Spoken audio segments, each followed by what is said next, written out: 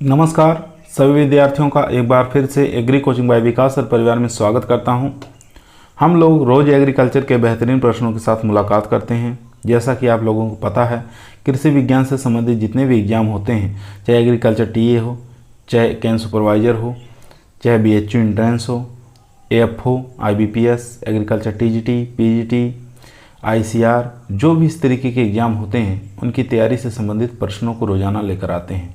प्यारे विद्यार्थियों, जितने भी आप लोग हमारे चैनल से जुड़े हैं, सबका हम एग्री कोचिंग बाय विकास सर परिवार में स्वागत करते हैं। चलिए आज की सीरीज शुरू की जाए। फर्स्ट क्वेश्चन कह रहा है, निम्नलिखित कथनों को पढ़िए और सही उत्तर का चयन करिए। ठीक है, दो कथन हैं, इनको आप ध्यानपूर्वक पढ़ेंगे और इसमें से बताएंगे कौन सा कथन सही है। कथन फर्स्ट हमारा है, मिट्टी की जैविक उर्वरता बढ़ाने के लिए रोपण से पहले मिट्टी में शामिल उर्वरकों को सस्य उर्वरण यानी कि टॉप ड्रेसिंग जो कहते हैं, टॉप ड्रेसिंग के रूप में उपयोग किया जाता है। कथन दो कह रहा है, फास्फोरस का उपयोग आमतौर पर सस्य उर्वरण यानी कि टॉप ड्रेसिंग उर्वरक के रूप में किया जाता है। तो यहाँ पर देखेंगे कथन एक सत्य है लेकिन कथन सेकंड असत्य है। बी ऑप्शन देखेंगे, कथन एक असत्य, कथन सेकंड सत्य। सी ऑप्शन है, कथन एक और कथन सेकंड दोनों ही सत्य है। डी ऑप्शन है, कथन एक और कथन दो दोनों ही असत्य हैं। तो इसमें करेक्ट जो हो जाएगा हमारा डी ऑप्शन, यानी कि कथन एक और कथन दो दोनों ही क्या है, असत्य हैं, दोनों ही गलत हैं। क्योंकि टॉप ड्रेसिंग जो है खड़ी फसल में दिया जाता है, ना कि मिट्टी से पहले दिया जाता है और ना कि फास्फोरस के उपयोग के समय दिया जाता है। ठीक है, इसलिए हमारा डी ऑप्शन यहाँ पर राइट आंसर हो जाएगा। चलते हैं क्वेश्चन नंबर 2 पर। क्वेश्चन नंबर 2 आपकी स्क्रीन पर है। क्वेश्चन नंबर 2 कह रहा है, नाइट्रोजन उर्वरक की आवश्यकता होती है। फर्स्ट ऑप्शन देखेंगे, विकास की प्रारंभिक चरण के दौरान तने और पत्तियों के विकास को बढ़ावा देने के लिए। बी ऑप्शन है, विकास के बाद चरणों में फलों के निर्माण में तेजी लाने के लिए। सी ऑप्शन है, अत्यधिक पोटास अनुप्रयोग के प्रभाव को कम करने के लिए, या उपयुक्त में से कोई नहीं। तो इसका करेक्ट आंसर हो जाएगा ए ऑप्शन। नाइट्रोजन उर्वरक जो होते हैं विकास के प्रारंभिक चरण के दौरान तने और पत्तियों के विकास को बढ़ावा देते हैं। ठीक है, तो ए ऑप्शन हमारा यहाँ पर करेक्ट आंसर हो गया। और यहाँ बात करें बी ऑप्शन की, फलों के निर्माण में तेजी लाने के लिए किसका प्रयोग करते हैं, फास्फोरस और पोटास का प्रयोग किया जाता है। ये चीज़ आप याद रखेंगे। चलते हैं क्वेश्चन नंबर 3 पर। क्वेश्चन नंबर देखेंगे 3, बहुत ही बेहतरीन क्वेश्चन है जो कि एग्जाम में बार बार पूछा जाता है। क्वेश्चन कह रहा है, आवश्यक पोषक तत्वों की अवधारणा दी थी। ठीक है, आपको बताना आवश्यक पोषक तत्व जो है इसकी अवधारणा किसने दी थी, या अनिवार्यता की कसौटी कहा जाता है इसको, ये भी आप याद रखेंगे। तो देखते हैं, आर्नोन और स्ट्राउट, आर्नोन या लिबेग, या उपयुक्त में से कोई नहीं। तो यहाँ पर करेक्ट आंसर हो जाएगा यहाँ पर आर्नोन और स्ट्राउट। ठीक है, 1939 में इन्होंने कितने पोषक तत्वों के बारे में बताया था, 16 पोषक तत्वों के बारे में बताया था। ठीक है, और आर्नोन के द्वारा ही कहा गया था कि 3 चीज़ें बताया गया था पोषक तत्व के बारे में, कि जीवन चक्र पूरा नहीं कर पाता। ठीक है, पोषक तत्व के बिना जीवन चक्र, अगर पोषक तत्व की कमी है तो उनका जीवन चक्र पूरा नहीं हो सकता। दूसरा पॉइंट कहा था कि पोषक तत्व की कमी को केवल वही पोषक तत्व दूर करें। ठीक है, अगर किसी पोषक तत्व की कमी है तो जो पोषक तत्व की कमी है वही उस कमी को दूर करे। और तीसरा कहा था कि उपापचयी क्रियाओं में ये भाग लेते हैं। ये सब चीज़ें आप याद रखेंगे। उसके बाद लिबेग यहाँ पर हैं, तो ये क्या है, ये कृषि रसायन के जनक हैं। ठीक है, कृषि रसायन के जनक हैं। ये भी बहुत बार एग्जामों में पूछा गया है। तो यहाँ पर हमारा ए ऑप्शन राइट है। चलते हैं क्वेश्चन नंबर 4 पर। क्वेश्चन नंबर देखेंगे 4 नंबर क्वेश्चन आपके स्क्रीन पर है। क्वेश्चन कह रहा है, निम्नलिखित में से गलत कथन का चुनाव करना। ठीक है, कौन सा कथन इसमें से गलत है, ये इसका आपको चुनाव करना है। फर्स्ट ऑप्शन देखते हैं, सूक्ष्म पोषक तत्व। सूक्ष्म पोषक तत्व FeZnCuMn MO, बोरान और निकिल और क्लोरीन। तो ये सूक्ष्म पोषक तत्व कितने होते हैं, टोटल कितने होते हैं, 8 होते हैं। ठीक है, ये 8 ही हैं। ठीक है, तो ये हमारा ए ऑप्शन यहाँ पर करेक्ट आंसर हो जाएगा। और यहाँ पर 3 चीज़ें देखेंगे, एक क्लोरीन जो है ये भी किस रूप में होता है, ऋणायन के रूप में होता है। और एक यहाँ पर देखेंगे बोरान भी क्या होता है, हमारा ऋणायन के रूप में होता है। और यहाँ पर एक चीज़ और देखेंगे, MO मोलिब्डेनम, ये भी हमारा ऋणात्मक होता है। ठीक है, ये भी हमारा क्या होता है, ऋणात्मक होता है, ये चीज़ आप याद रखेंगे। बाकी यहाँ पे देखेंगे सेकंड ऑप्शन क्या करा है, अति सूक्ष्म पोषक तत्व। अति सूक्ष्म पोषक तत्व कितने होते हैं, तो यहाँ पर दोनों ही ये MOCO ये अति सूक्ष्म पोषक तत्व है, जिसको क्या कहते हैं, अल्ट्रा माइक्रो न्यूट्रेंट के नाम से जाना जाता है। ये जो है ये PPB के रूप में प्रयोग किया जाता है और ये PPM में प्रयोग किया जाता है। ठीक है, ये चीज़ याद रखेंगे। MOCO जो है अति सूक्ष्म पोषक तत्व, PPB पर पार्ट बिलियन के रूप में प्रयोग किया जाता है और वो पर पार्ट मिलियन के रूप में प्रयोग किया जाता है। यहाँ पे देखेंगे लाभदायक पोषक तत्व NAVSICO, ये क्या है, लाभदायक पोषक तत्व है। इन्हीं को क्या कहा जाता है, क्रियात्मक पोषक तत्व के नाम से भी जाना जाता है। ठीक है, लाभदायक जो पोषक तत्व हैं इन्हीं को हम क्रियात्मक पोषक तत्व के नाम से भी जानते हैं। और इसकी अवधारणा किसने दी थी, DJ निकोलस ने दी थी। ठीक है, DJ निकोलस ने दी थी, ये आप याद रखें। तो यहाँ पर देख सकते हैं कि चारों ऑप्शन में से कोई एक भी गलत नहीं है, चारों के चारों सही है। ठीक है, उपयुक्त में से कोई नहीं, चारों ही स्टेटमेंट यहाँ पर सही हैं। चलते हैं क्वेश्चन नंबर 5 पर। क्वेश्चन नंबर देखेंगे 5 नंबर क्वेश्चन कर रहा है, ऐसे पोषक तत्व जो पौधों में 1 मिलीग्राम प्रति ग्राम से अधिक शुष्क भार के अनुसार पाए जाते हैं, उन्हें क्या कहते हैं। ठीक है, 1 मिलीग्राम, ठीक है, यानी कि 1 ppm से अधिक, याद रखेंगे 1 ppm से अधिक जिनकी मात्रा होती है उन्हें हम क्या कहते हैं, बृहद पोषक तत्व, सूक्ष्म पोषक तत्व, अति सूक्ष्म पोषक तत्व या उपयुक्त सभी। तो यहाँ पर देखेंगे ये हमारा ए ऑप्शन यहाँ पर राइट आंसर हो जाएगा। ठीक है, बृहद पोषक तत्व ऐसे पोषक तत्व क्या कहते हैं जिनका 1 ppm से अधिक प्रयोग होता है, बृहद पोषक तत्व कहा जाता है। इनकी संख्या कितनी होती है, इनकी संख्या कितनी होती है, 6 होती है, याद रखेंगे 6 होती है। कौन कौन से होते हैं, तो N P K Ca Mg magnesium और सल्फर, ये होते हैं 6, याद रखेंगे। यहाँ पर सूक्ष्म पोषक तत्व, सूक्ष्म पोषक तत्वों की संख्या कितनी होती है, अभी पीछे बताए हैं 8 होती है। ठीक है, और यहाँ पर अति सूक्ष्म पोषक तत्वों की संख्या कितनी होती है, 2 होती है। ये सब चीज़ें आपको याद होना चाहिए। चलते हैं क्वेश्चन नंबर 6 पर।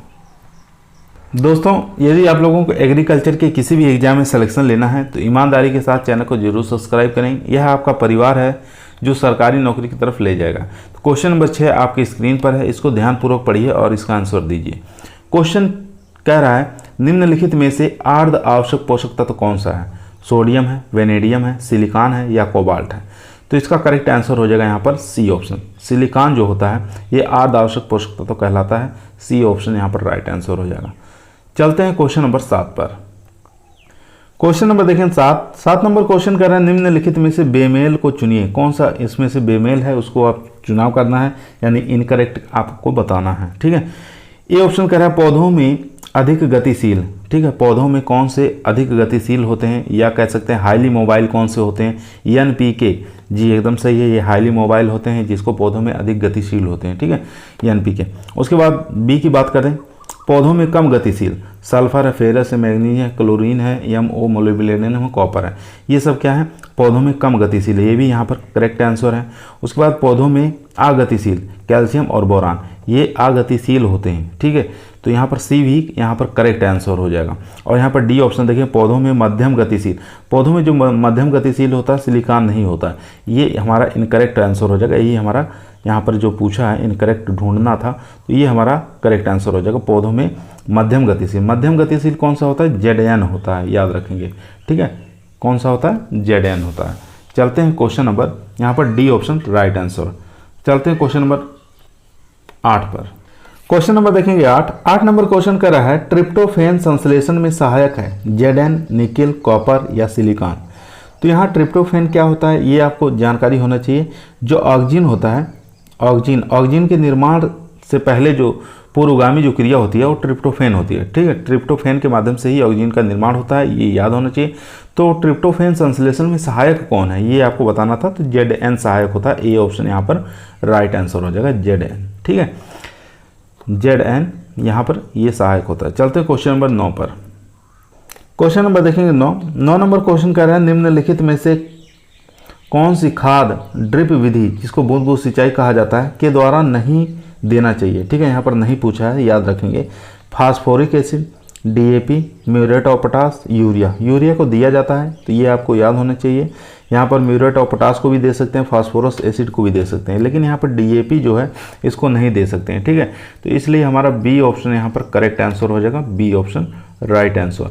इसलिए नहीं देते हैं क्योंकि एसिड का जमाव हो जाता है और ड्रिप जो अंदर की पाइपें होती हैं वो ब्लॉक हो जाती हैं ना, इसके कारण इसको DAP को नहीं दिया जाता है।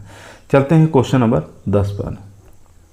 क्वेश्चन नंबर देखेंगे 10 नंबर क्वेश्चन कह रहा है फास्फोरस की उपलब्धता किस pH पर अधिक होती है। ठीक है, किस pH पर अधिक होती है ये आपको बताना है, न्यूट्रल, अम्लीय या लवणीय क्षारीय या क्षारीय। काफ़ी अच्छा क्वेश्चन है, बहुत बार एग्जामों में पूछा गया है। तो यहाँ पर करेक्ट आंसर हो जाएगा न्यूट्रल। ठीक है, यहाँ फास्फोरस के बारे में पूछा था इसलिए हो जाएगा न्यूट्रल।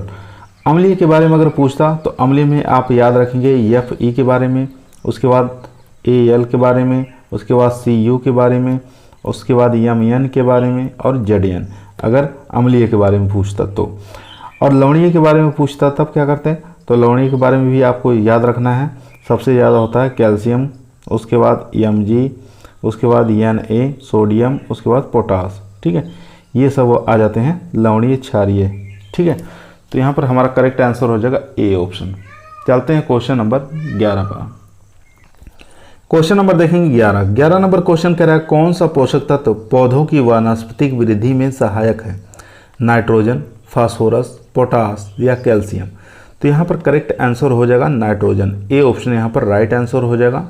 और नाइट्रोजन क्या होता है, प्रोटीन निर्माण में भी सहायक होता है।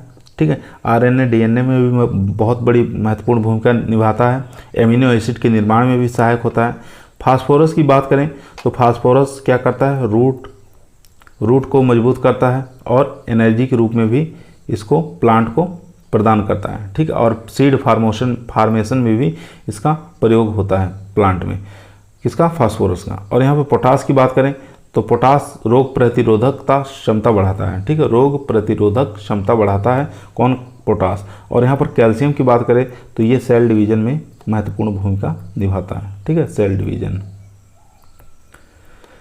तो यहाँ पर ए ऑप्शन हमारा राइट आंसर है। चलते हैं क्वेश्चन नंबर 12 पर। क्वेश्चन नंबर 12 आपके स्क्रीन पर है। क्वेश्चन कह रहा है DAP में नाइट्रोजन की प्रतिशत मात्रा कितनी होती है, 18%, 36%, 46% या 48%। तो यहाँ पर किसके बारे में पूछा है, नाइट्रोजन के बारे में पूछा है, नाइट्रोजन प्रतिशत के बारे में। DAP की बात करें तो इसको क्या कहा जाता है, डाई अमोनियम फास्फेट के नाम से जाना जाता है। इसके अंदर 2 पोषक तत्व पाए जाते हैं, एक पाया जाता है नाइट्रोजन, एक पाया जाता है फास्फोरस। नाइट्रोजन पाया जाता है 16% और यहाँ पर पाया जाता है फास्फोरस 48%। कभी कभी 16 की जगह 18% भी दिया रहता है, कभी कभी यहाँ पर 46% भी दिया जाता है। तो यहाँ पर देख सकते हैं नाइट्रोजन के बारे में पूछा था, यहाँ पर कितना है 18% दिया हुआ है। तो यहाँ पर ए ऑप्शन हमारा राइट आंसर हो जाएगा। ठीक है, ए ऑप्शन राइट आंसर। चलते हैं क्वेश्चन नंबर 13 पर। क्वेश्चन नंबर 13 आपकी स्क्रीन पर है। जिप्सम का रासायनिक सूत्र क्या है, जिप्सम का रासायनिक सूत्र बताना है क्या है, NH2CO NH2 या CaSO4 2H2O या SiO2 या AgNO3। तो यहाँ पर करेक्ट आंसर, यहाँ पर फर्स्ट जो ऑप्शन है ये किसका है, यूरिया का सूत्र है। ठीक है, याद रखेंगे यूरिया का सूत्र है। उसके बाद यहाँ पर देखेंगे ये हो जाएगा जिप्सम का सूत्र। ठीक है, जिप्सम का सूत्र है मतलब कैल्शियम सल्फेट 2H2O। ठीक है, CaSO4 2H2O ये होता है जिप्सम का। यहाँ पर देखेंगे SiO2 ये हो जाएगा किसका, सिलिका का हो जाएगा, सिलिका का हो जाएगा। उसके बाद यहाँ पर याद रखेंगे AgNO3 ये किसका हो जाएगा, सिल्वर नाइट्रेट, सिल्वर नाइट्रेट, ये सब याद रखेंगे। यहाँ पर देखेंगे जिप्सम, जिप्सम के अंदर 2 चीज़ें, यहाँ पर बी ऑप्शन हमारा राइट आंसर है। इसके अंदर कैल्शियम पाया जाता है और सल्फर की मात्रा अधिक पाई जाती है। ठीक है, कैल्शियम की मात्रा घटती बढ़ती रहती है, यानी 23.2 से या अधिक हो सकती है, लेकिन सल्फर की मात्रा इसमें फिक्स रहती है 18.5%। ये बहुत बार एग्जामों में पूछा गया। जिप्सम क्या कार्य करता है, ये क्षारीय भूमि को सुधार के रूप में प्रयोग किया जाता है। ठीक है, क्षारीय मृदा को सुधारक के रूप में प्रयोग किया जाता है। एक चीज़ और, यहाँ पर जो ये जिप्सम है, जिप्सम का प्रयोग हम ऑयल वाली सीड यानी कि तिलहनी वाली जो फसल होती हैं ऑयल सीड में इसका प्रयोग कर सकते हैं, और दूसरी पल्स वाली यानी कि दलहनी फसलों में भी इसका प्रयोग किया जाता है। ठीक है, AgNO3 जो है यहाँ पर देख सकते हैं, इसका प्रयोग हम ब्रेसिक एसिड फैमिली में हम प्रयोग करते हैं। चलते हैं क्वेश्चन नंबर 14 पर। यहाँ पर बी ऑप्शन राइट था। क्वेश्चन नंबर देखेंगे 14 नंबर क्वेश्चन करा हुआ है पोषक तत्व जिसकी कमी होने पर पत्तियां हुकदार नुकीली हो जाती हैं, नाइट्रोजन, फास्फोरस, पोटास या कैल्शियम। नाइट्रोजन की कमी के कारण क्या होता है, पत्तियां जो होती हैं पीली कलर हो जाती हैं, ठीक है, याद रखेंगे। फास्फोरस की कमी के कारण क्या होती हैं, पत्तियां बैगनी कलर की हो जाती हैं। उसके बाद यहाँ पर देखेंगे पोटास की अगर कमी हो जा रही है तो पत्तियां किस प्रकार की हो जाती हैं, पत्तियों के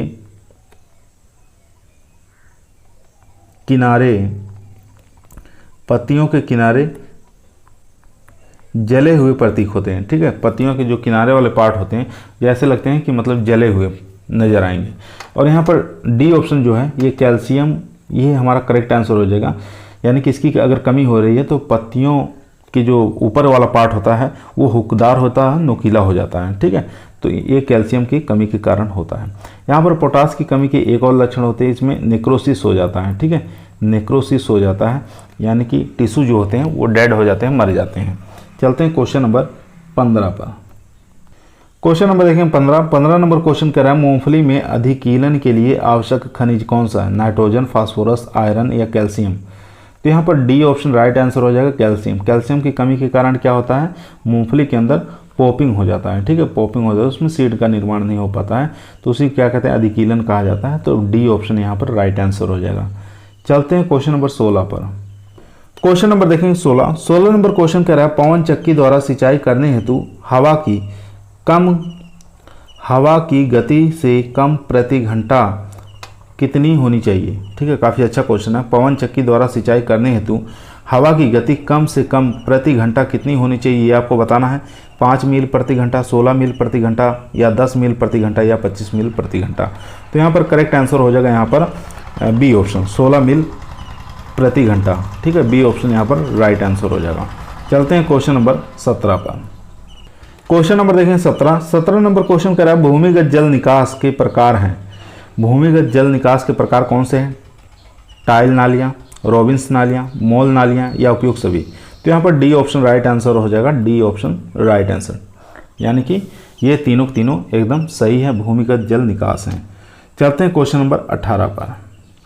क्वेश्चन नंबर देखेंगे 18 नंबर क्वेश्चन कह रहा है मोनो अमोनियम फास्फेट में पोषक तत्वों की मात्रा होती है, नाइट्रोजन 11%, फास्फोरस 48% या नाइट्रोजन 26% या फास्फोरस 48%, नाइट्रोजन 16, फास्फोरस 26 या नाइट्रोजन 48, फास्फोरस 46। तो इसका करेक्ट आंसर हो जाएगा ए ऑप्शन, नाइट्रोजन की मात्रा 11% और फास्फोरस की मात्रा 48%, ठीक है, ये होता है मोनो अमोनियम फास्फेट में पोषक तत्व की मात्रा। चलते हैं क्वेश्चन नंबर 19 पर। क्वेश्चन नंबर देखेंगे 19 नंबर क्वेश्चन कह रहा है पौधों को जल एवं वायु से पोषक तत्व मिलते हैं। जल और वायु से बताना कौन से पोषक तत्व मिलते हैं, CHO, NPK या मैग्नीशियम सल्फर और सल्फर कैल्शियम।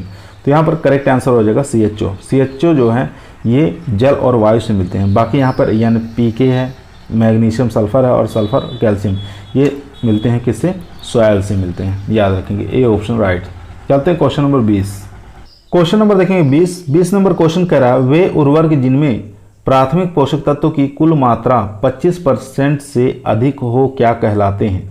मान लीजिए प्राथमिक पोषक तत्व कौन सा, नाइट्रोजन होता है, फास्फोरस होता है और पोटास होता है।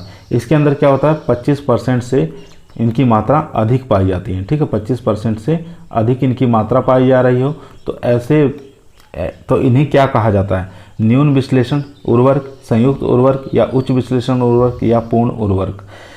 तो इसका करेक्ट आंसर हो जाएगा यहाँ पर C option, high analysis fertiliser, ठीक है।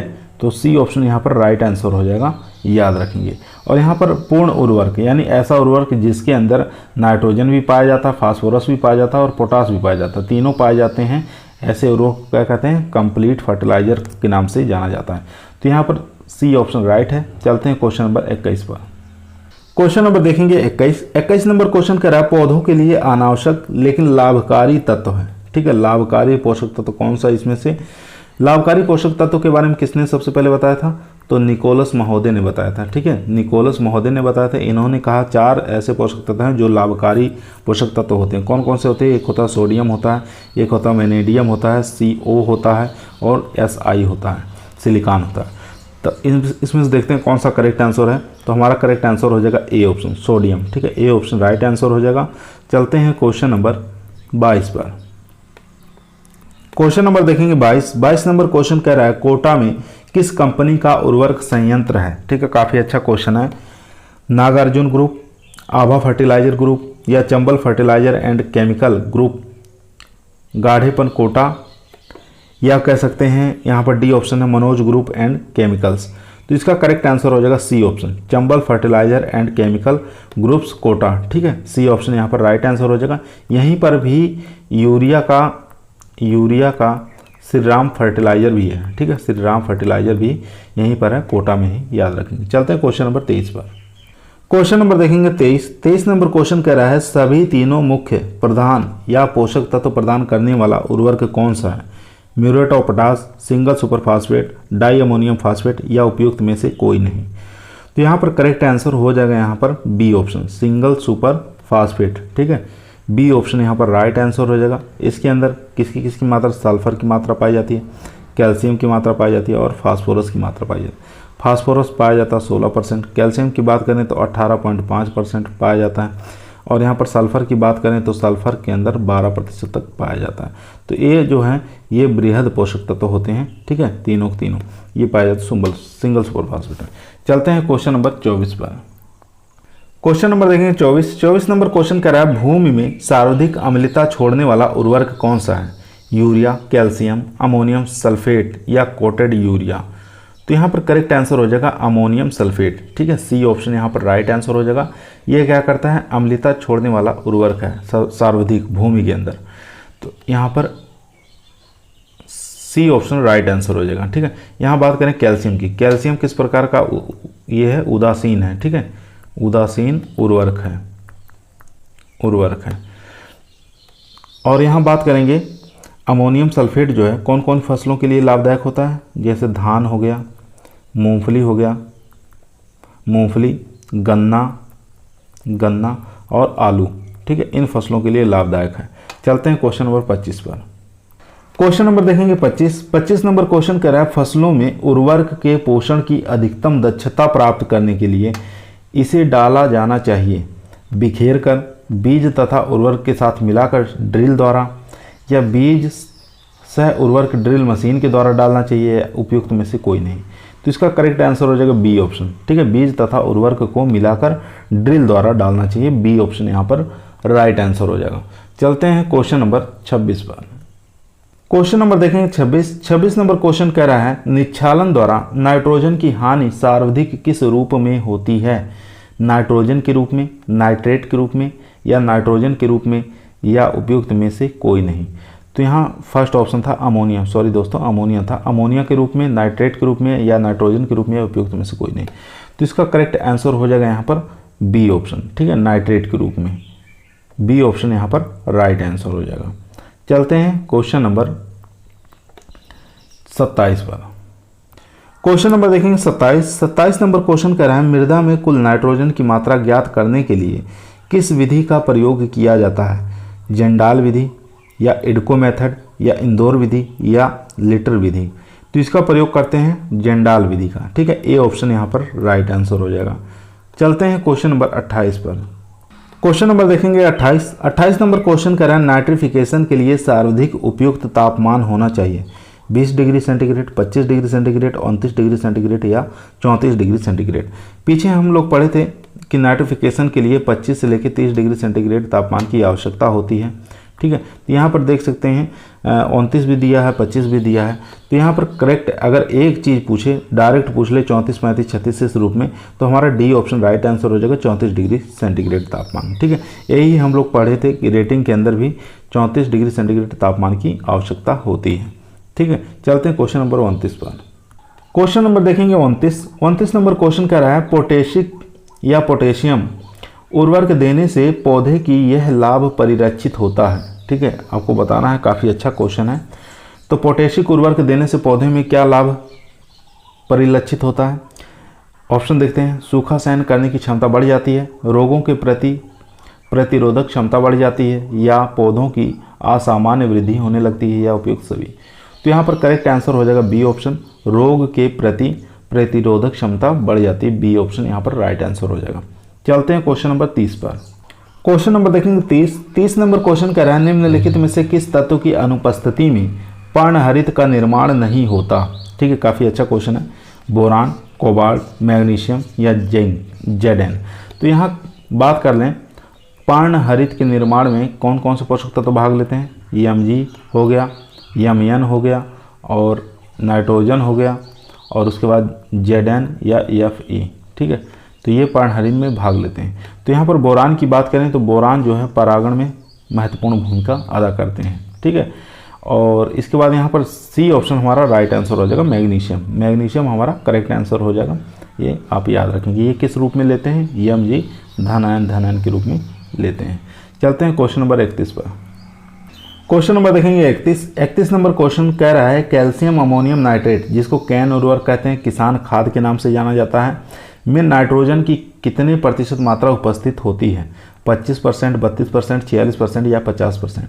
तो इसका करेक्ट आंसर हो जाएगा यहाँ पर ए ऑप्शन 25%। ठीक है, चलते हैं क्वेश्चन नंबर 32 पर। क्वेश्चन नंबर देखेंगे 32 नंबर क्वेश्चन कह रहा है, पोटेशियम क्लोराइड उर्वरक का प्रयोग निम्न में से किन फसलों में किसान को नहीं करना चाहिए। ठीक है, आपको बताना है पोटेशियम क्लोराइड जो उर्वरक है उसका प्रयोग कौन सी फसलों में किसान को नहीं करना चाहिए। तंबाकू, चुकंदर, आलू, धान, बैगन, टमाटर या उपयुक्त में से कोई नहीं। तो इसका करेक्ट आंसर हो जाएगा तंबाकू और चुकंदर की फसलों में नहीं करना चाहिए। ए ऑप्शन यहाँ पर राइट आंसर हो जाएगा। चलते हैं क्वेश्चन नंबर 33 पर। क्वेश्चन नंबर देखेंगे 33 नंबर क्वेश्चन कह रहा है, पौधों में फास्फोरस तत्व की आवश्यकता सर्वाधिक किस अवस्था पर पड़ती है। फर्स्ट ऑप्शन देखते हैं, तने की वृद्धि हेतु वृद्धिरत अवस्था पर। दूसरा है बीज उगने से कटाई अवस्था तक। तीसरा है प्रारंभिक अवस्था में जड़ों की उचित विकास हेतु। चौथा ऑप्शन है उपयुक्त सभी। तो यहाँ पर करेक्ट आंसर हो जाएगा सी ऑप्शन, प्रारंभिक अवस्था में जड़ों के उचित विकास हेतु फास्फोरस तत्व की सर्वाधिक आवश्यकता होती है। तो सी ऑप्शन यहाँ पर राइट आंसर हो जाएगा। चलते हैं क्वेश्चन नंबर 34 पर। क्वेश्चन नंबर देखेंगे 34 नंबर क्वेश्चन कह रहा है, 40 किलोग्राम नत्रजन देने हेतु डीएपी की ज़रूरत होगी। ठीक है, 40 किलोग्राम अगर नत्रजन देना है तो डीएपी की कितनी ज़रूरत होगी। 230 किलोग्राम, 240 किलोग्राम, 222 किलोग्राम या 200 किलोग्राम। तो यहाँ पर करेक्ट आंसर हो जाएगा यहाँ पर सी ऑप्शन 222 किलोग्राम। ठीक है, 220 वैसे तो ज़रूरत होती है लेकिन ऑप्शन में 220 है नहीं, तो इसलिए 222 पर हम जाएंगे, 222 किलोग्राम। चलते हैं क्वेश्चन नंबर 35 जो कि आज का हमारा लास्ट क्वेश्चन रहेगा। क्वेश्चन नंबर देखेंगे 35 नंबर क्वेश्चन कह रहा है, सिंचाई जल के साथ उर्वरक देने की विधि क्या कहलाती है। हार्बिगेशन, हार्बी मतलब खरपतवारनाशी प्लस सिंचाई। ठीक है, हार्बिगेशन हो गया खरपतवारनाशी प्लस सिंचाई को हार्बिगेशन कहते हैं। उसके बाद एरीगेशन सिंचाई, फर्टिगेशन, उसके बाद केमिगेशन। तो यहाँ पर सी ऑप्शन करेक्ट आंसर हो जाएगा। इसको क्या कहते हैं, सिंचाई जल के साथ उर्वरक अगर देना है तो फर्टिगेशन कहते हैं। सी ऑप्शन यहाँ पर राइट आंसर हो जाएगा। ठीक है, चलते हैं। आज का वीडियो यहीं हमारा समाप्त हुआ। आप लोगों को कैसा लगा कमेंट के अंदर बताइएगा। अच्छा लगा हो तो लाइक ज़रूर करिए, चैनल पर नए हैं सब्सक्राइब जरूर करिए। फिर मुलाकात करते हैं एक नए वीडियो के साथ, तब तक सभी लोगों को धन्यवाद।